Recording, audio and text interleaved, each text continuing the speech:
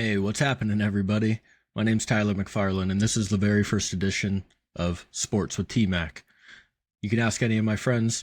My name's Tyler, but I think I probably hear the word Tmac more than I hear my first name, other than Dad, because I do have two children. But if people refer to me, they usually call me Tmac, and that's why this is called Sports with Tmac. I graduated from San Diego State, as you can see with my gear on here. I got my journalism degree 2021. I am 32 years old, two kids and a wife. I work a normal job just like anybody else that's probably listening to this.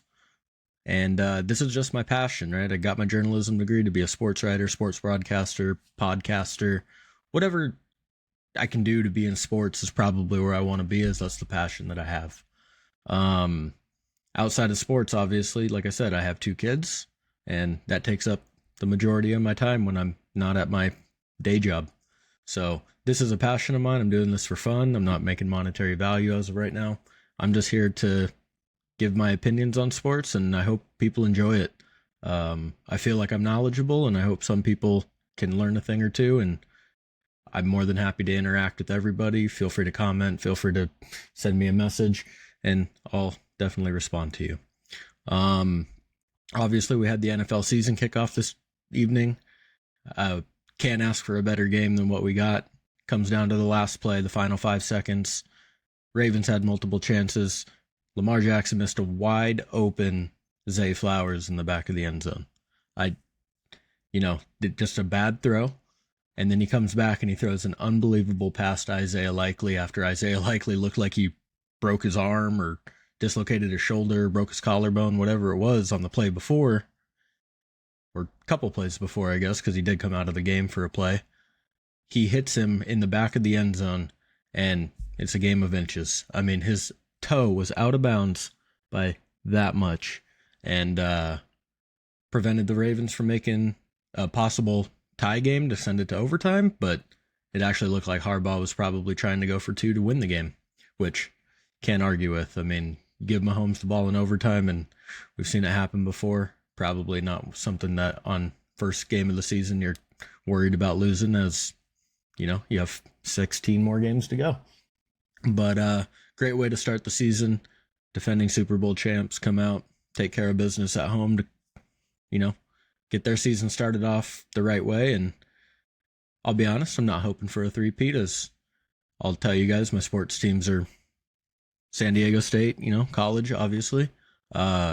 Chargers fan, even though they left San Diego, and it's probably not the same as it used to be honest with you, but it is still the team that every Sunday I'm like, hey, this is the team I want to watch win, and this is the team I'm rooting for to win. Outside of that, I'm a diehard Padres fan. Tonight was a pretty brutal loss in a game that I felt like we had to win, as teams around us kind of lost games. And a couple of teams obviously had the day off, so we had a chance to gain ground, and unfortunately they didn't do that tonight, and probably be something I cover more later on. And outside of that, I'm a diehard Lakers fan. No NBA here in San Diego, obviously. And ever since I was a kid, Kobe Bryant was my number one favorite player. So that's just the team I root for still to this day. And I'm very diehard about all those teams. I have season tickets to San Diego State basketball every season. I love basketball, probably as my number one favorite sport if I was to have to pick a sport. Whether it's college with the Aztecs, NBA with the Lakers, I love watching. It's exciting. So you'll definitely hear me talk about those two teams, but this isn't a podcast or anything that's going to be about my favorite teams, or, being all about the Padres or all about the Lakers. This is a generalized podcast of sports, from the NFL to the NBA, the MLB. I mean, I'll cover golf a little bit here and there. I'll cover NASCAR. I like all sports, and I don't not like talking about any of them. So it's something that I pride myself on, as far as being up to date, knowledgeable about, the majority of sports. And if I'm being honest, the NHL, I probably don't know a whole lot about. I can tell you some players' names, and I can say what teams they play for, but I'm not a diehard NHL fan, and if I was to have one weakness, that's probably my weakest sport would be the NHL. Unless you're asking about like badminton or something, then obviously I'm not going to know nothing about badminton. So, but we'll start off here. Obviously, touch a little bit on it. NFL season started. Hope you all have a fantasy team this season to, really pique your interest in all the games. And I think that's kind of the route this has all kind of gone over the last decade is you care about football because you have a fantasy sports player that's on your, on one of your teams, and it makes you care about every single game that's going on because there's money on the line. Obviously, with sports betting becoming so prevalent in the industry now, there's a reason to watch every single game. And as it being the king in the United States, I don't think you're going to see that drop off anytime soon. I think you're only going to continue to see it get more prevalent. I'm a draft Kings, prize picks, I do all that kind of stuff, and it makes you interested and invested in every single game. And obviously that's what these NFL and MLB and all these, industries, or all these, I don't know what the word I'm looking for is here. All these organizations are looking for is to generate more money. So, hope you have a fantasy team ready. Looking ahead at the NFL season, like I said, I am a Chargers fan. I'm realistic about things. I'm excited about our head coach. I'm excited about our quarterback. I wish he had some people to throw the ball to. That would probably be useful. But I believe in Harbaugh. I've seen what he's done at, Michigan, obviously, just winning a national championship. But when he was with the 49ers, took him to the Super Bowl, played against his brother, built an unbelievable team in San Francisco. And I know that he's capable of continuing to do that. So I'm very excited about the coach. I'm very excited about the quarterback. The remainder of the team, we're out to see. I mean, Joey Bosa's had down years. Hasn't been the guy that I think everybody thought he was going to be. Obviously, injuries play a little bit into that, and hopefully he'll show this year that he is going to be healthy, and and maybe he'll have that breakout season that I think people kind of saw the first couple seasons with him is what he's capable of, and then we'll go from there. I mean, Khalil Mack's obviously a stud, had an unbelievable year last year. It's just he is aging, so you start worrying about injuries. You start worrying about, can he hold up through a whole entire season of now 17 games and plus playoffs? And you just don't know. But last year he was unbelievable.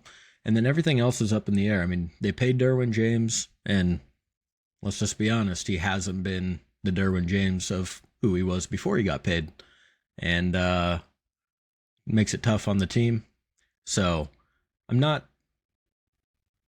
completely out on the Chargers this year as far as, being able to make some noise, but I don't have that confidence that, yeah, we're going to be a good team. If I was to guess and give a number, I would say 7-10 would be the record that I would expect them to have based on the weapons that they have surrounded Herbert with, which is not much. Obviously, Johnston last year didn't pan out to be anything really. I mean, just drops the ball. So hopefully this year you'll see a big improvement, but that's to be seen. Josh Palmer, been a good 3 receiver behind Keenan Allen and Mike Williams over the last few years. And I guess we'll see if he can be a number 1 receiver, because the way I'm looking at it is he's the number 1 receiver going into the first game of the season. And then you have your rookie Lad McConkey, which, I mean, everybody's really high on him, but he hasn't played it down in the NFL yet. So there's no guarantees in this league, and I think everybody understands that. So enough with the Chargers, though. Like I said, I am a Chargers fan, but that's just kind of my overview of how I feel like the Chargers and view the Chargers this year. So, but as far as predictions for the Super Bowl, I have to pick the Chiefs, and it's not one of those things where I feel good about it because, man, the Chiefs are one of my least favorite teams in the league, and I'm thinking of who in the league, and the AFC at least, in the AFC, who can beat them. And obviously the Ravens showed them a good game tonight, and the Ravens are probably one of those 3 or 4 teams maybe that have a real shot. I think if the Jets stay healthy, especially Aaron Rodgers needs to be healthy this year, I think you'll see a really good challenge from the New York Jets.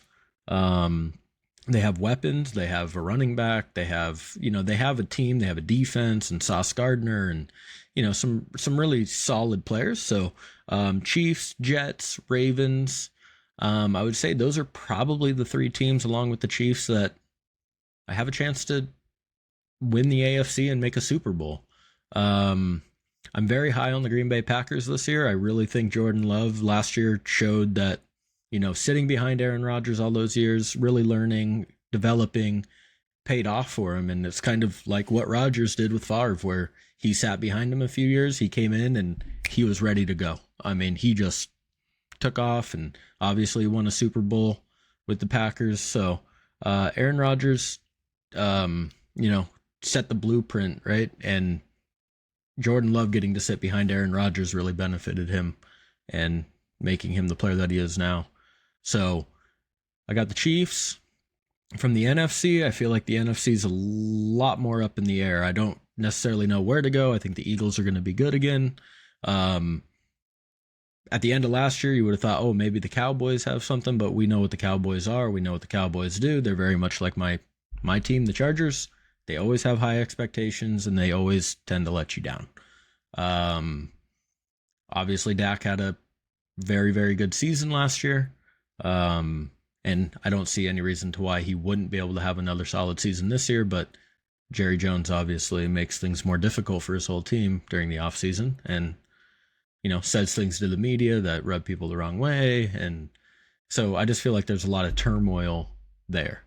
You obviously have the 49ers, consistently strong, but just like the Cowboys this offseason, they had a lot of turmoil, holdouts, contract disputes.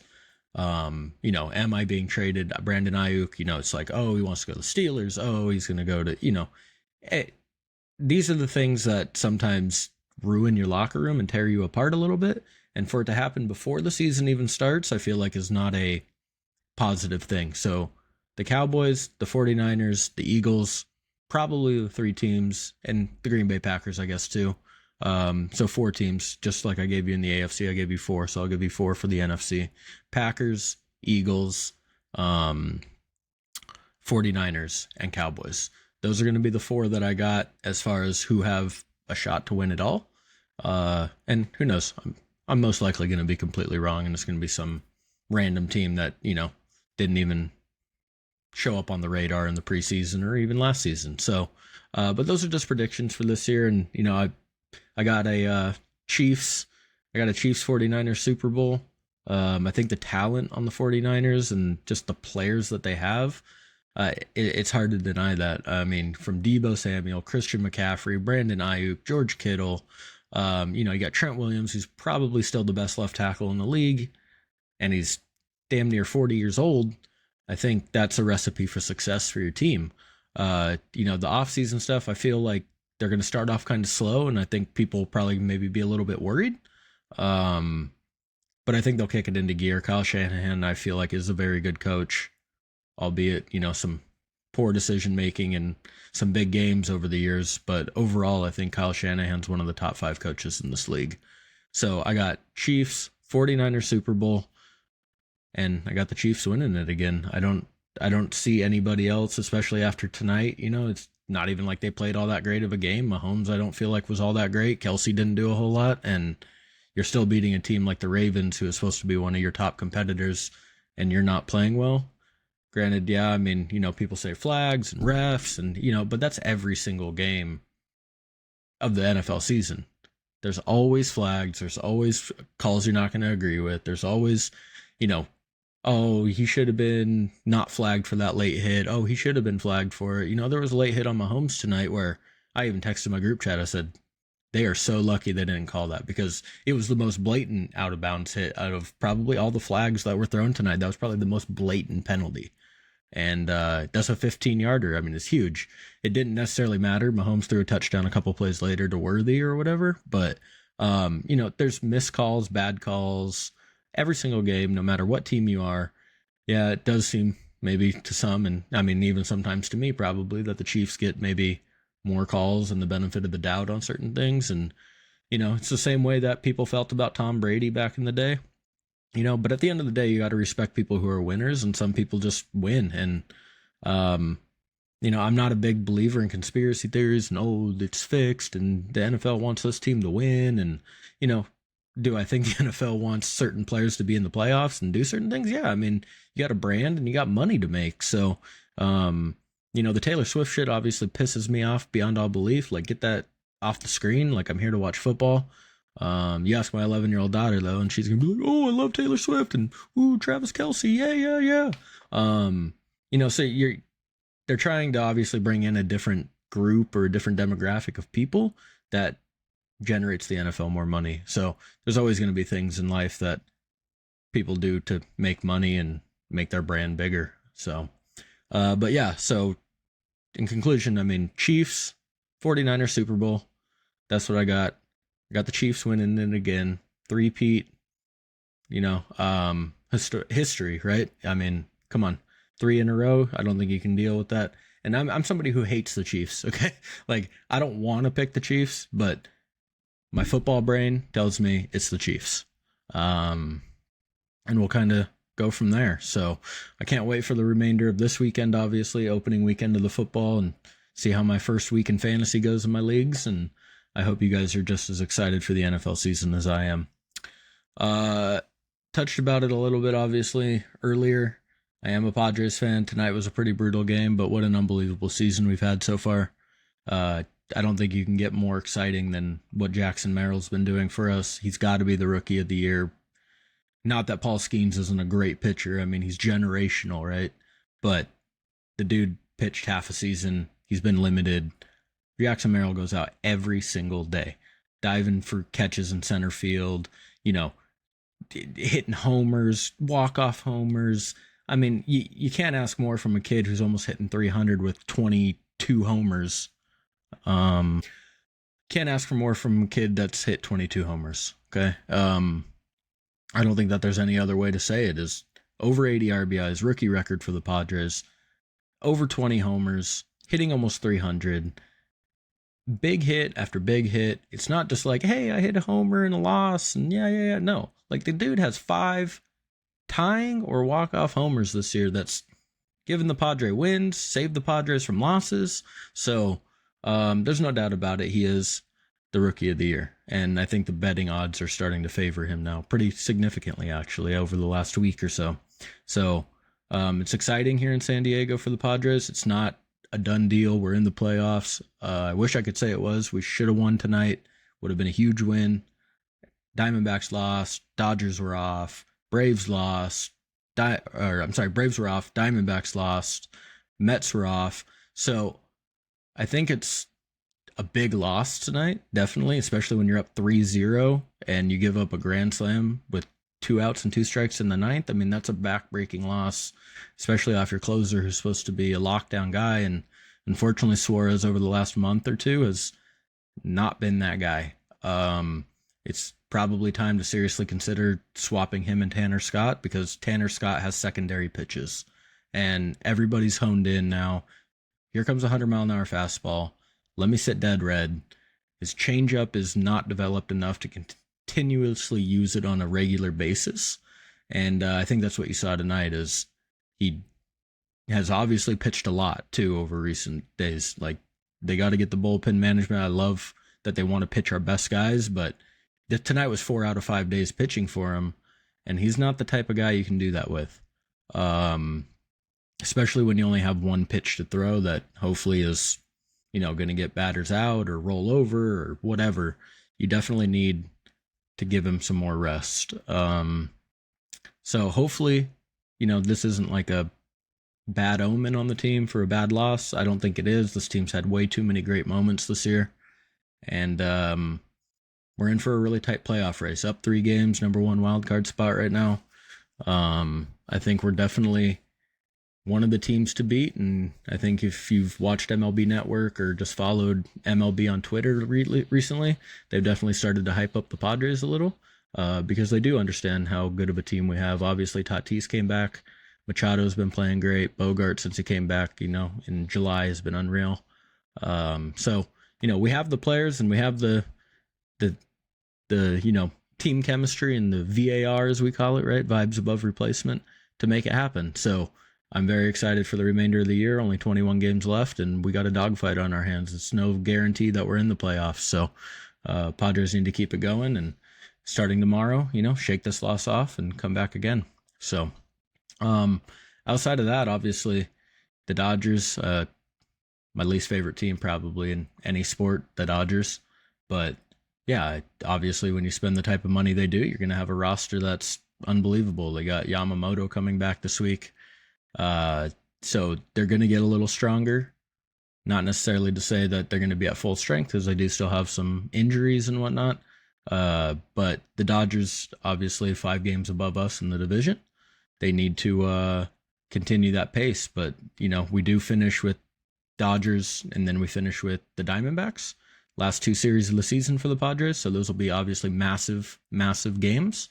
And hopefully from there, we'll either stay at the number 1 wildcard spot, or possibly if we get lucky enough with the Dodgers losing some games, maybe we can even overtake them for the division. But we just need to worry about getting in the playoffs, and then I have nothing but confidence in the team that we have to make a run, regardless of if we're the number 1 wild card, the number 2 wild card.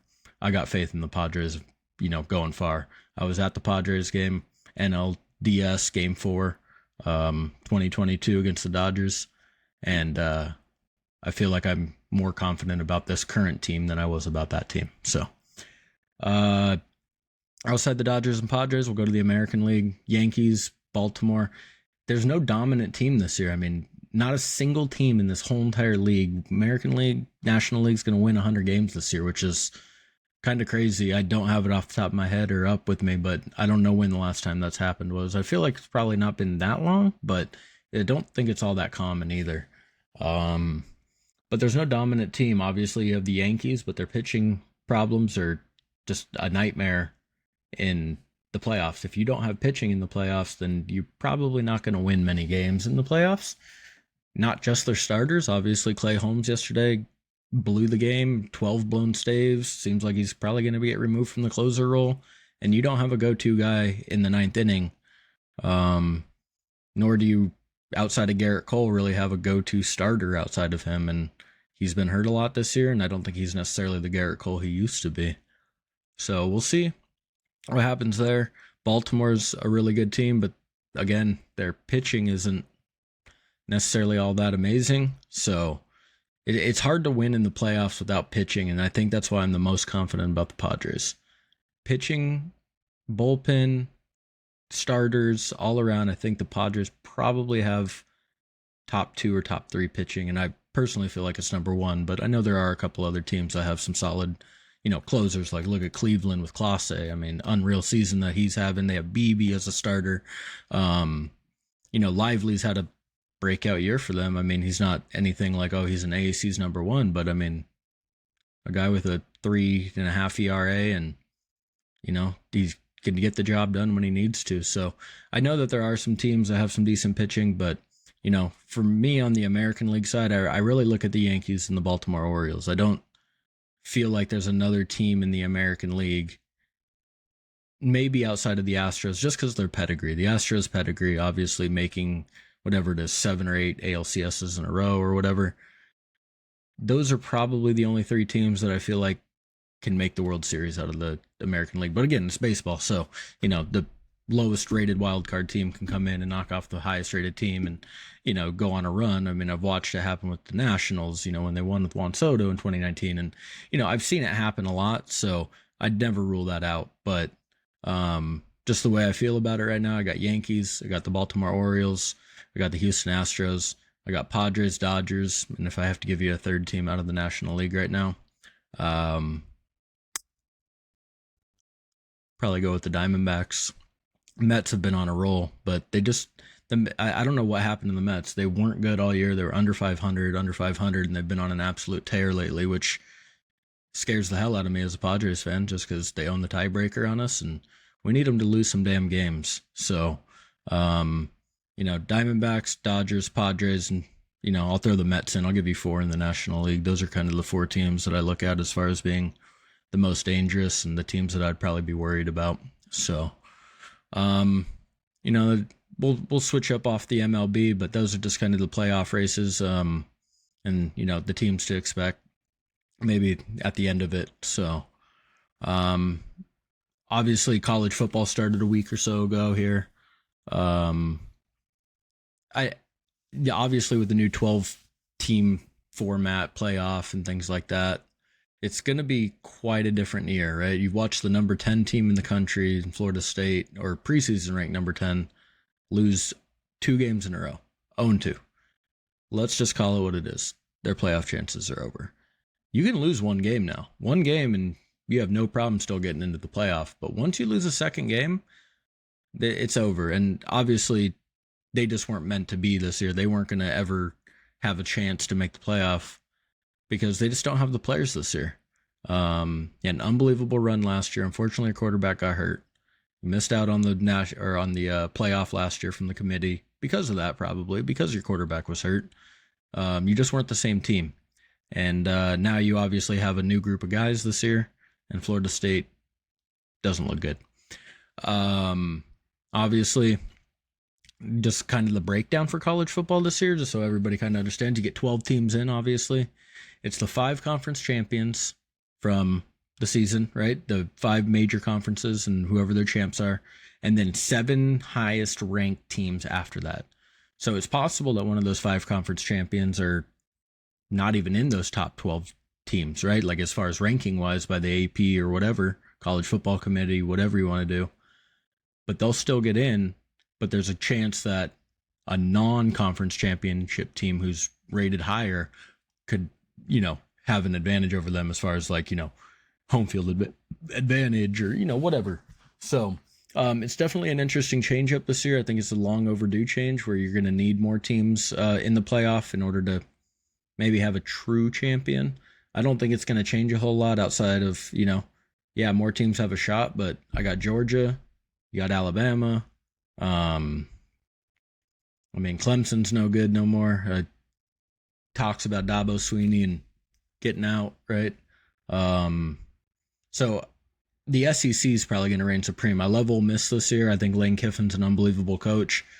I think they're one of the 12 teams in the playoff this year. I'm